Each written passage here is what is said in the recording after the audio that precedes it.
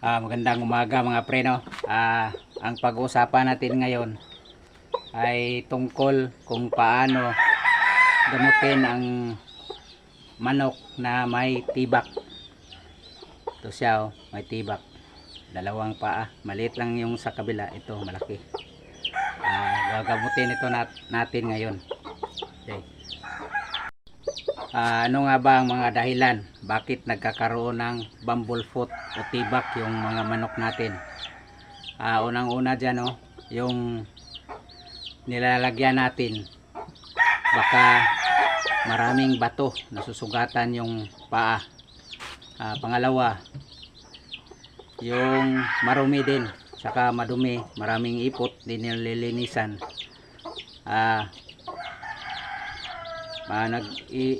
Nagkakaroon siya ng infeksyon. Yung mga maliit na sugat sa paa niya, na-infected yun, nagiging tibak. Okay. Pangatlo, overweight. Pagka masyadong mabigat yung manok natin, nasusugatan yung paa nila. Pag apak nila sa mga, lalo na mabato, nagkakaroon sang sugat yung mga paa nila. Mga paraan para matanggal itong tibak, no? Maraming paraan.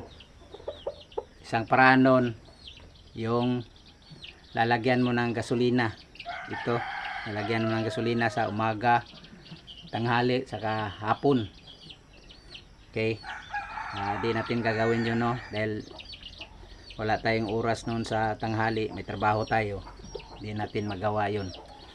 Pangalawa, bibili ka ng bambol tibaksyo. Yun ang lishasol yun, hindi masyadong hasol dahil nililinisan lang, tapos nilalagyan ng parang sapatos.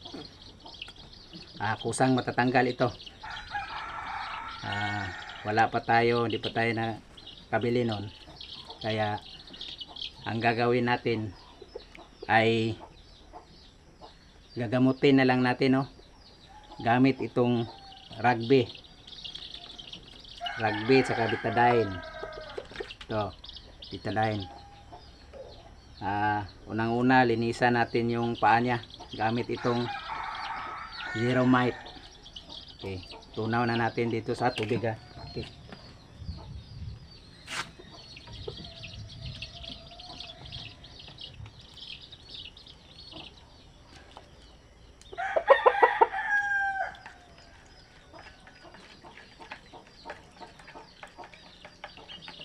Itong Zeromite ay anti-fungal, no? Katulong ito para matanggal yung mga punggos. Okay. Ito anti-parasite, ano ba to? Anti-fungal, anti-parasite. Okay. Babad lang natin sandali yung mga paa na may sugat. Babad lang natin, no? Para ka-absorb yung anti-fungal doon sa lalim ng sugat. Okay. Tapos brush.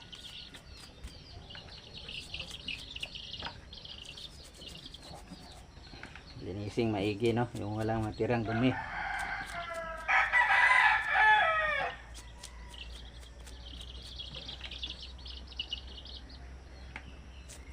Tapos kabila, oh, nag-umpisa na namang masugat, oh, namaga. Gamutin natin dahil sayang naman itong manok natin.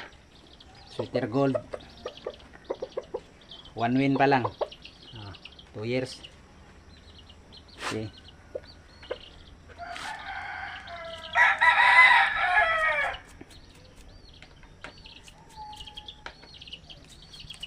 Pagkatapos malinisan, patuyuin lang natin, no? Okay, tuyo na, no? Tuyo na.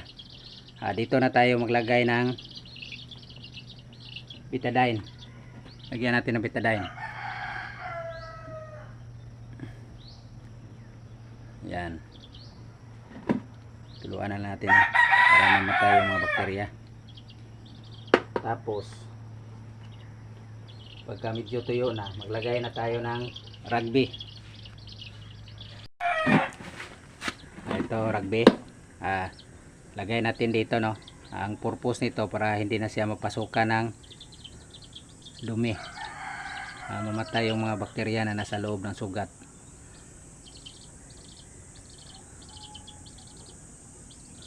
Ayan ang dumikit ng rugby, parang expire na to. Ito. At ingat lang sa paglagay ng rugby. Tingnan mabuti kung wala bang ibang sugat, dahil may experience na tayo dito, no. Naglagay tayo ng rugby, may sugat pala yung galing sa paglaban natin, may sugat siya. Ang nangyari, na-infected, sira yung paa, puto lahat ng daliri niya, sayang. Sabay lagyan natin ng tila, no. Wala tayong yung gasa, ito na lang tila. Ayan.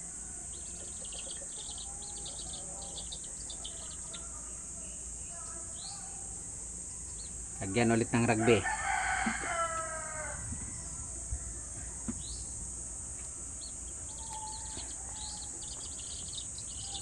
Matigas na itong rugby na to, parang mag-expire na. Ito. Lagyan ulit dito, no, sa ibabaw para hindi makasiguradong hindi makasingaw.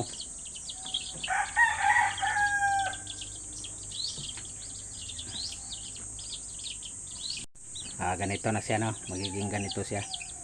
Yung rugby natin parang mag-expire na. Lalagyan na natin ng electrical tape para hindi matanggal.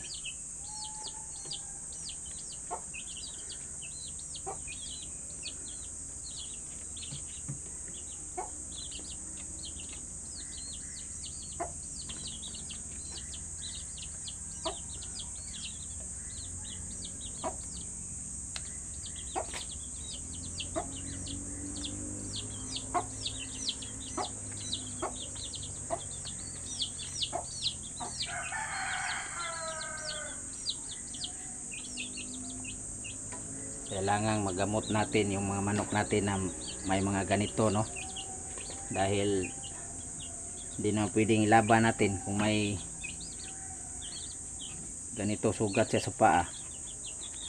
Malaking epekto yun sa kanyang paggalaw, dahil masakit pag apak niya, masakit. Dapat laging malinis yung mga nilalagyan natin ng manok, no, para hindi ma-infected yung mga paa.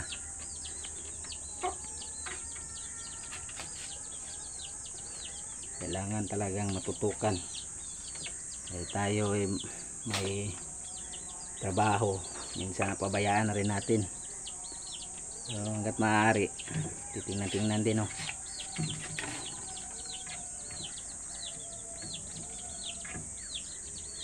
Okay, ganito na.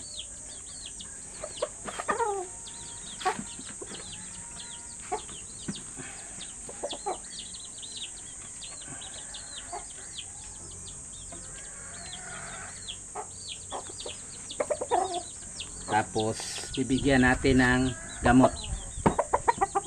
Ito, Primoxil 500. Primoxil 500.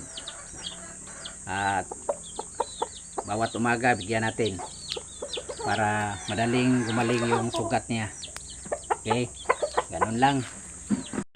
Pagkatapos natin siyang magamot, no, lagay muna natin dito sa kulungan. Okay, para maiwasan natin yung tanggal ng tape na nilagay natin saka infeksyon. Shout out nga pala kay Bullets Mix, walang sawang sumusuporta sa ating munting channel, no. At kung bago ka lang dito sa channel natin at napadpad ka rito, paki-subscribe na lang para updated ka sa mga bagong video natin tungkol sa pagmamanok at sa pagsasaka. Maraming salamat, no. Happy farming.